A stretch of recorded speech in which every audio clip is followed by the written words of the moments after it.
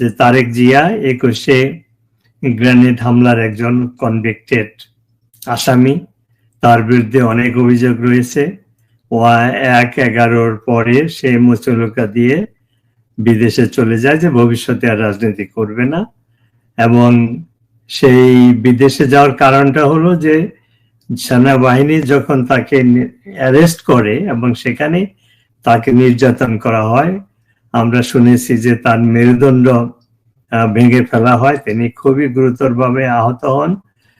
চিকিৎসার আমরা ছবিতে দেখেছি, টিভিতে, যে তিনি হুইল চেয়ারে বসে মুভ করেছেন। অর্থাৎ এই অসুস্থতা নিয়ে তিনি মুচলকা দিয়ে ইংল্যান্ডে চলে যান, সেখানে রাজনৈতিক আশ্রয় নেন, বাংলাদেশের পাসপোর্ট উনি ফেরত দেন।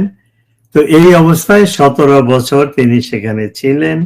এবং যখন বাংলাদেশে গত বছরের পট পরিবর্তন হলো, তখন তার দল বা অনেকে আশা করেছিল যে তিনি দেশে ফিরবেন, কিন্তু 2 বছরেও সেই ফেরাটি তার হয়নি। বিভিন্ন সময় কথা বলা হয়েছে যে তিনি ফিরবেন, কিন্তু সেটা বাস্তবায়িত হয়নি। তারপরে কয়েক মাস আগে এই যে বর্তমানের যে তত্ত্বাবধায়ক সরকার, ইন্টারিম সরকারের যে প্রধান ডক্টর ইউনূস, তিনি এক মিথ্যা অজুহাতে ইংল্যান্ডে গিয়ে তার সাথে দেখা করেছেন এবং আলোচনা করে ক্ষমতা ভাগাভাগি করার একটা চুক্তি MOU সাইন করেছেন, যেখানে আমরা জানতে পারি যে সেই এগ্রিমেন্টে লেখা ছিল যে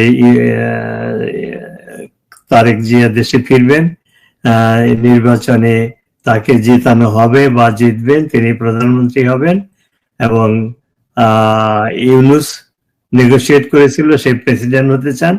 তারেক জিয়া বলেছিল যে হ্যাঁ, আপনি তো সুস্থ আছেন, আপনার তো প্রেসিডেন্ট হতে কোনো বাধা নাই। অর্থাৎ আন্ডারস্ট্যান্ডিং হয়েছিল তারেক জিয়া প্রধানমন্ত্রী হবেন, ইউনূস প্রেসিডেন্ট হবেন। এবং এটাও আমরা শুনেছি যে জামাতের যে প্রধান, তিনি ডেপুটি প্রাইম মিনিস্টার হবেন।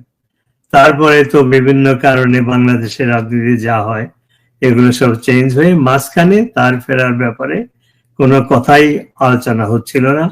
বলা হচ্ছিল যে সে ফিরতে পারবে না, এই জন্য যে তার বাংলাদেশে ফিরলে তার নিরাপত্তার ব্যাপারে নিশ্চয়তা নাই। এছাড়া যদি সে নির্বাচনে জয়ী হয়ে প্রধানমন্ত্রী না হতে পারেন, তাকে যদি আবার ইংল্যান্ডে ফেরত আসতে হয়, তখন তার পলিটিক্যাল অ্যাসাইলামটা ডিফিকাল্ট হবে।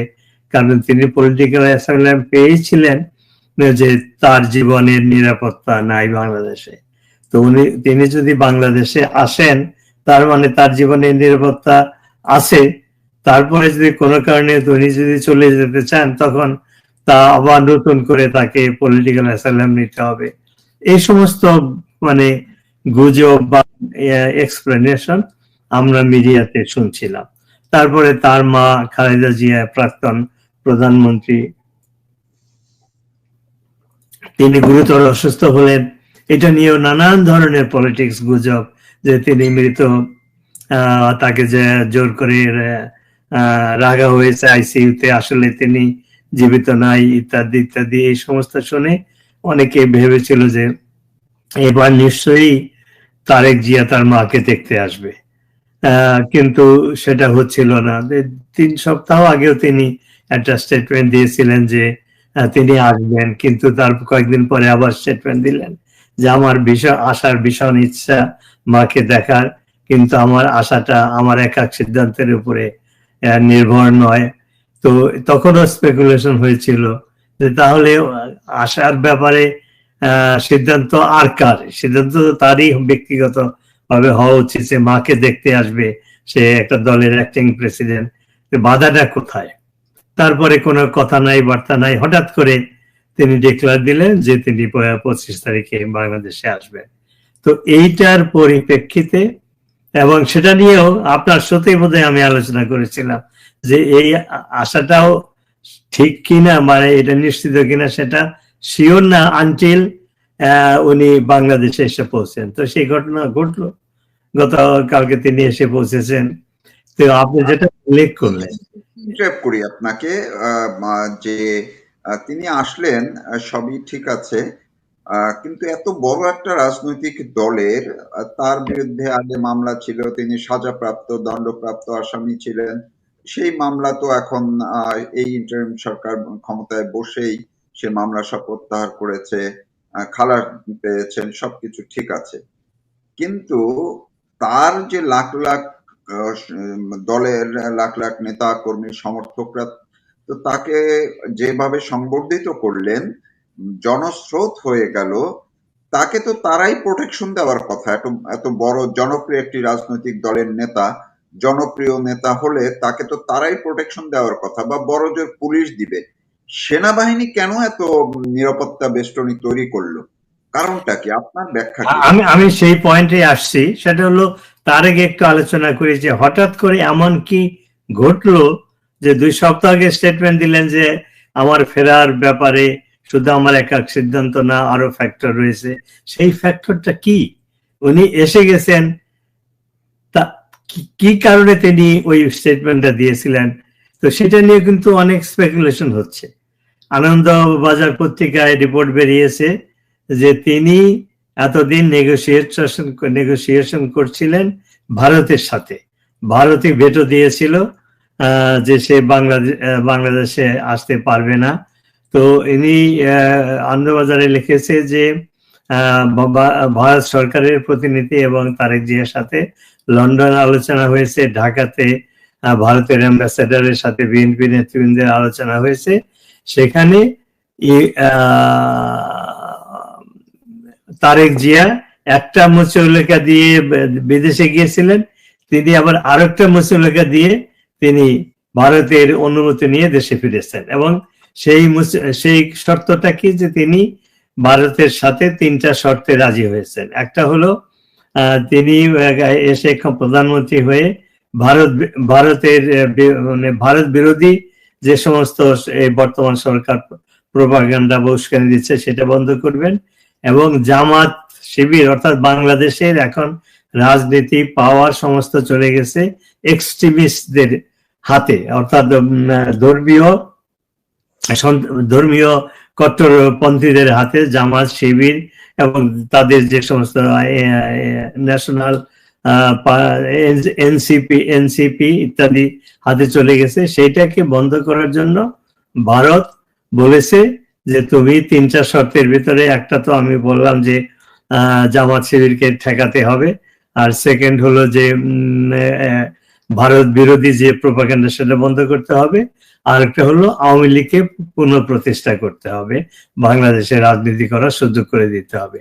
তো এই 3টা শর্তে নাকি সে রাজি হয়ে ভারত তাকে গ্রিন সিগন্যাল দিয়েছে যে ইউ ক্যান কাম, এবং নির্বাচন হলে তুমি যদি ক্ষমতায় আসো তাহলে আমরা তোমার সাথে কাজ করবো। এগুলো হলো স্পেকুলেশন, আজকে একটা পত্রিকায় উঠেছে। আসলে ভিতরে কি হয়েছে সেটা তো আমরা জানি না। তো এটা গেল যে হঠাৎ করে সে কেন আসলো, এই এক্সপ্লেনেশন দেওয়া হচ্ছে। এন্ড সেকেন্ড, যে আপনার যে প্রশ্নটা, যে গুরুত্বপূর্ণ প্রশ্ন, যে আর্মি সেনাবাহিনী তাকে এমন প্রোটোকল দিয়েছে যে বাংলাদেশের প্রধানমন্ত্রী এরকম প্রোটোকল পায় না। সেই হাজার হাজার আর্মির কে দিয়ে তাকে পাহারা দেওয়া হয়েছে বিমানবন্দরে, যেখানে সে জনসভা করেছে সেখানে, এবং যেখানে জনসভা হবে আগের দিন ভিডিওতে আমরা দেখলাম, আগের দিন সেনাবাহিনীর একটি দল গিয়ে পরীক্ষা করেছে নিরাপত্তার ব্যাপারে।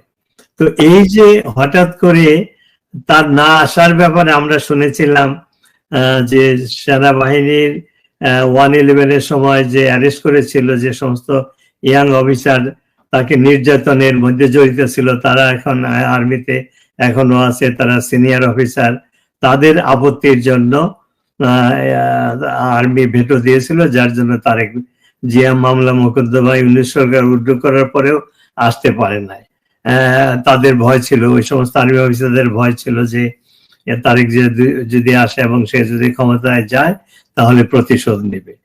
তো হঠাৎ করে সেই আর্মি অফিসাররা তো এখনো আর্মিতে আছে, হঠাৎ করে আর্মির এই অ্যাবাউট টার্ন তাকে এত বড় একটা প্রোটেকশন প্রোটোকল দিয়ে প্রোটেকশন দিল, তার কারণটা কি? এটা জনগণের মাঝে এই প্রশ্নটা আছে। তারপরে যদি আমরা মনে করি যে পলিটিক্যাল কোনো অ্যালাইনমেন্ট যদি হয়ে থাকে, বলা হচ্ছে, মিডিয়াতেই বলা হচ্ছে যে ওয়াকার তো জামাতের, মানে গত 2 বছর যাবৎ আমরা যে সমস্ত তথ্য পাচ্ছি আলোচনার মাধ্যমে, যেগুলো লিক হচ্ছে, সেখান থেকে আমরা স্পষ্ট জানতে পেরেছি যে জেনারেল ওয়াকারের সাথে জামাতের সম্পর্ক রয়েছে। এবং অনেকেই বলছে যে সেই 3 অগাস্টেই ওয়াকার খালেদা জিয়ার যে নিরাপত্তা উপদেষ্টা মেজর জেনারেল আকবর, তার মাধ্যমে জামাতের কাছে, অন্যান্য দলের কাছে খবর পাঠিয়েছিল যে সেনাবাহিনীর সমর্থনে সরকার গঠিত হবে, জামাত অংশগ্রহণ করবে কিনা। এছাড়া অনেকেই বলতেছে যে ইউনূস কি বলে, ওয়াকার যে একজন জামাতপন্থী, সেটার প্রমাণ সেই অনেক আগের থেকেই, সেই সেনা প্রধান হওয়ার আগের থেকে তার প্রমাণ রয়েছে। তো এই সমস্ত কারণে ওয়াকার যদি জামাতের সমর্থক হয়, এবং সেটার প্রমাণ আমরা পাচ্ছি। এদিকে আবার বর্তমানে ক্ষমতার দ্বন্দ্বেই হোক, যে কারণেই হোক, অথবা ইউনূসের ডিভাইড অ্যান্ড রুল পলিসির জন্যই হোক, জামাত, বিএনপি এবং এনসিপি, এই 3টা দলই তার সমর্থক হিসাবে আমরা দেখতে পাচ্ছি। যখনই কোনো ক্রাইসিস হয়, ইউনূস এদেরকে ডেকে পরামর্শ করে। আবার ইদানিং দেখছি জামাতের সাথে বিএনপির দূরত্ব বাড়ছে। তো এখন যদি বিএনপির সাথে, তারেক জিয়ার সাথে ওয়াকারের বা সেনাবাহিনীর যদি কোনো আঘাত হয়ে থাকে, দেন জামাতের সাথে কি হলো? এটা তো কন্ট্রাডিকটরি মনে হচ্ছে। তো কাজে সমস্ত ঘটনা আলোচনা করলে, যেহেতু বিহাইন্ড দ্য সিনের ঘটনা আমরা জানি না, লিক হয়ে যে সমস্ত খবর আসে, সেইখানে এই গুজবে কি বলে ডালপালা গজায়। তো এখন খুব বলা মুশকিল যে সেনাবাহিনী কেন এইভাবে একটা, মানে উদাহরণবিহীন একটা প্রোটোকল তাকে দিল, এত বড় সম্মান তাকে দেখালো।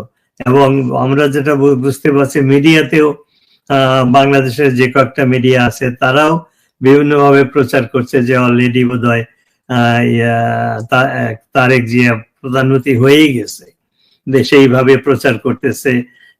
কখন কি করবে, তার মেয়ে কি করতেছে, তার ওয়াইফ কি বলে, এই তারপরে পজিটিভ একটা রিপোর্ট দিচ্ছে, ইত্যাদি ইত্যাদি। তো সেখান থেকে এই সমস্ত ঘটনা থেকে বলা মুশকিল যে আঘাতটা কোথায়। তো আমার মনে হয় যে আমরা সময় গেলেই আমরা বুঝতে পারবো, যখন উনি আসলেন এবং ঘটনা প্রভাব তো ঘটবে, তখন সেখান থেকে বোঝা যাবে যে কার আশ্বাসে তিনি এলেন এবং এসে তিনি কি করবেন। তো আপনার যদি সময় থাকে তাহলে আমরা ওনার যে ভাষণটা, সেটা নিয়ে একটু আলোচনা করলে তাহলে কিছু আরো ক্লু আমরা জানতে পারবো। জি, এই ওনার বক্তব্যটাতে যাওয়ার আগে আমি আবার একটু আপনার সেনাবাহিনীর যে উপস্থিতিটা, সেটা সেনাবাহিনী আবার লাঠিচার্জও করলো দেখলাম। এই সেনাবাহিনী প্রসঙ্গটা একটু শেষ করে যদি আমরা যাই, সেই ক্ষেত্রে অনেকেই বলার চেষ্টা করছেন যে হাদির যে পরিণতি, ওসমান হাদির যে পরিণতি, সেইটা থেকে সেনাবাহিনী হয়তো পরিকল্পিতভাবে তারেক রহমানকে একটা ভয় দেখানোর জন্য, কিংবা যারা -2 ফর্মুলা ছিল এই সরকার বিশেষ করে, তারাও সেনাবাহিনীকে এমনভাবে মোতায়েন করেছে কিনা যে যাতে তারেক রহমান আসলে ভয় পায় সামনে নির্বাচনী পরিস্থিতিতে মাঠে নামার ক্ষেত্রে। কেউ এমনও সামাজিক যোগাযোগ মাধ্যমে দেখলাম যে পাকিস্তানের বেনজির ভুট্টোর উদাহরণ টানছেন, যে বেনজির ভুট্টোর নির্বাচনে থাকার পরে দেশে ফিরে নির্বাচনী যখন কাজে নামছিলেন, ওই সময় তার কি পরিণতি হয়েছে। সেনাবাহিনী এরকম একটি এত নিরাপত্তা বলয়ের মাধ্যমে তার মাথায় কি, তারেক রহমানের মাথায় কি ভয়ের কোনো কিছু ঢুকিয়ে দিল কিনা, এইটা আপনার সেটা একটা গুরুত্বপূর্ণ প্রশ্ন ওনার আসার পরিপ্রেক্ষিতে। সম্মান জানানো, একটা হচ্ছে প্রোটোকল দেওয়া, যেটা সম্মান জানানো বা নিরাপত্তার স্বাভাবিক একটা নিরাপত্তা, বা সাবেক রাষ্ট্রপতির ছেলে, সেনাপ্রধানের ছেলে, তিনবারের প্রধানমন্ত্রীর ছেলে, সেদিক থেকে একটা বিষয়, কিন্তু ভয়ের বিষয়টা যদি বলেন আপনি। প্রথমত আমরা তো তার লাইফের প্রতি থ্রেট কি সেটা তো আমরা জানি না, পাবলিকও জানে না। তারপরে সেনাবাহিনী, আমি যে সিনারিও আলাপ করলাম, যে সেনাবাহিনী প্রধান যিনি জেনারেল ওয়াকার, সে জামাতের সমর্থক, বর্তমানে জামাতের সাথে বিএনপির দ্বন্দ্ব। সেই অবস্থায় ওয়াকারের তো বিএনপির নেতাকে সমর্থন করার কথা না, তাহলে তো জামাত তার উপরে খেপবে। কিন্তু আসলে হয়েছে কি, যে ইউনূসের কথাটাই আমরা এতক্ষণ আলোচনা করি নাই। এই সমস্ত ঘটনার মূল কি বলবো, ভিলেন হলো ইউনূস। সে বাংলাদেশটাকে ধ্বংস করার জন্য সে ক্ষমতা নিয়েই যত ধরনের ষড়যন্ত্র সেগুলো করছে এবং সেগুলো বাস্তবায়িত করছে। অর্থনীতিকে ধ্বংস করছে, হিউম্যান রাইটস নাই, আইন শৃঙ্খলার অবনতি হয়েছে, দেশের বড় বড় স্বার্থের বিরোধী চুক্তি সে বিদেশের সাথে করেছে গোপনে। তারপরে পুলিশকে ধ্বংস করেছে ইউনূস এবং ইউনূসের সমর্থক। তো এখন এই এত কিছুর পরেও যে একটা ইনস্টিটিউশন ছিল সেনাবাহিনী, সেটাকে সে ধ্বংস করেছে। পাকিস্তানের আইএসআই এর প্রেজেন্স বাংলাদেশের সমস্ত ক্যান্টনমেন্টে রয়েছে, সমস্ত অ্যাডমিনিস্ট্রেশন রয়েছে, এবং মিডিয়াতে আলোচনা হচ্ছে যে এখন বাংলাদেশটাকে চালাচ্ছে পাকিস্তানের আইএসআই, পাকিস্তানের গোয়েন্দা সংস্থা। তো এখন এবং পাকিস্তানের গোয়েন্দা সংস্থার উদ্দেশ্য হলো সেনাবাহিনীটাকে ধ্বংস করে তাদের মনের মতো করে একটা সেনাবাহিনী গঠন করা বা ক্ষুদ্র ক্ষুদ্র অংশে ভাগ করে এটাকে কন্ট্রোল করা। তো এখন এই যে সেনাবাহিনী যে আনপ্রেসিডেন্টেড যে প্রোটোকল দিল, এটা কি এন্টায়ার সেনাবাহিনী মিলে করেছে না সেনাবাহিনীর একটা অংশ? এই প্রশ্নের জবাব তো আমরা জানি না।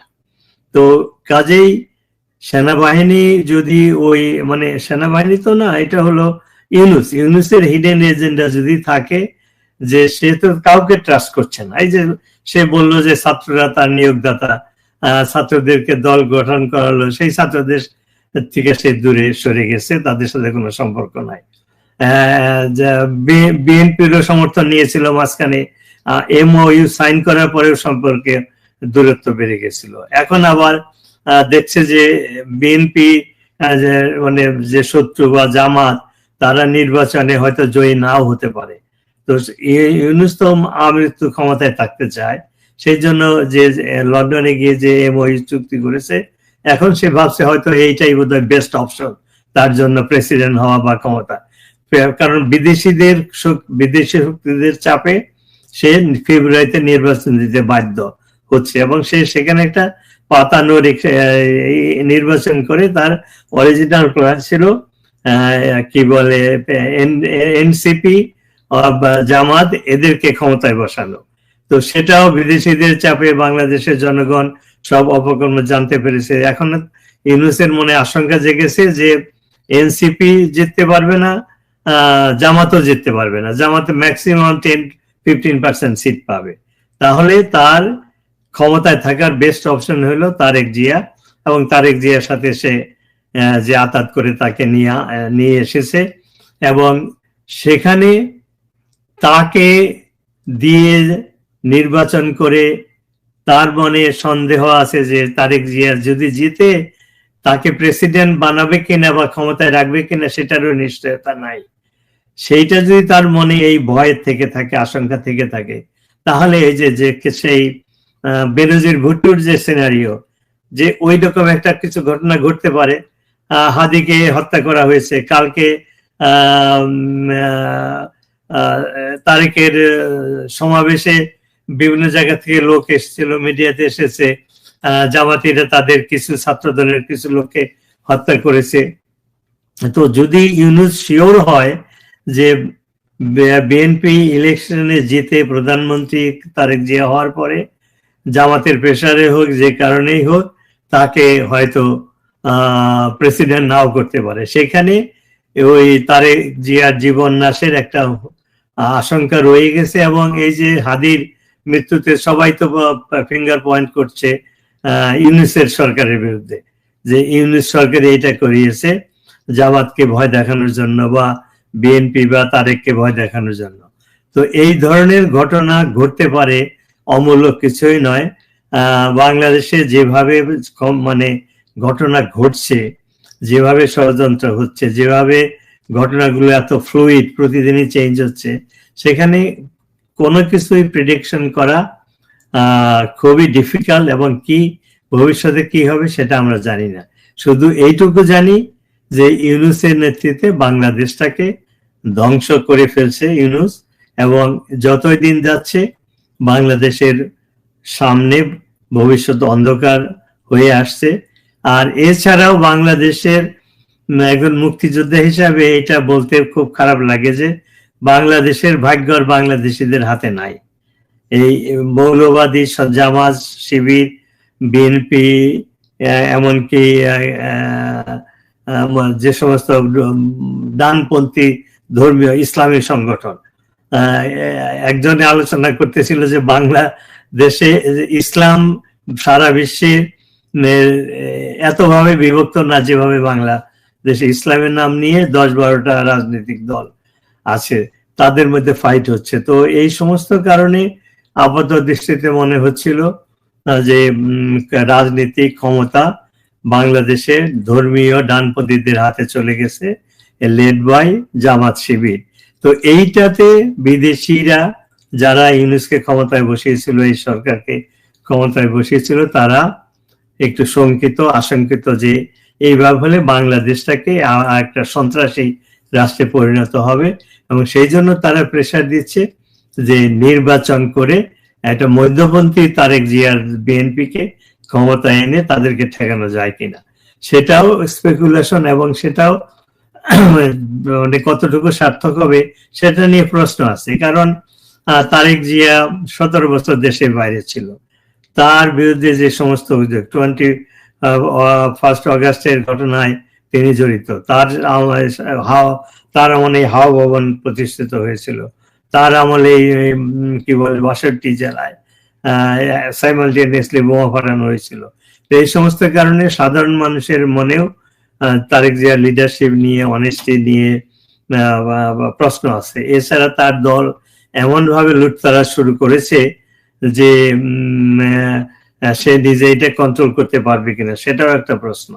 তারপরে জামাত এবং শিবির তার বিরুদ্ধে কিভাবে রুখে দাঁড়াবে, বিরোধিতা করবে, সেটাও আমরা জানি না। তাছাড়া ইউনূস সত্যিকারে কি চায়, যে ইউনূস যে সিনারিটি আপনি বললেন, এটাও একটা বিএনপিকে ধ্বংস করার একটা ট্র্যাপ কিনা সেটাও আমরা জানি না। তারপরে মনে করেন জামাত কি বলে বিরোধিতা সত্ত্বেও ইউনূসের সহযোগিতায় তারেক জিয়া ক্ষমতায় বসলো।